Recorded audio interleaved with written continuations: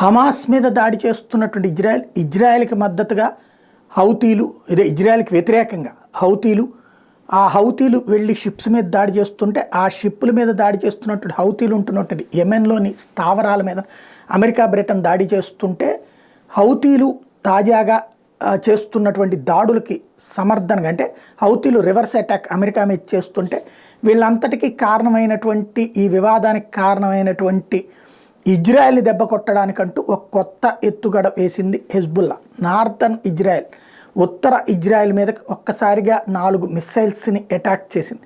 కాకపోతే ఇజ్రాయెల్కు ఉన్నటువంటి iron dome దాన్ని మధ్యలోనే ఆపేసింది.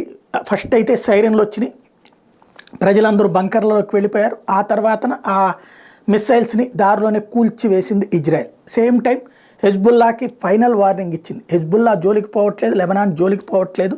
ఇంతవరకు కూడా సిరియా మీదకి వెళ్ళింది, సిరియాలో ఉన్న హెజ్బుల్లా మీద దాడి చేసింది, కానీ లెబనాన్లో ఉన్నటువంటి హెజ్బుల్లా మీద ఇంతవరకు దాడి చేయలేదు.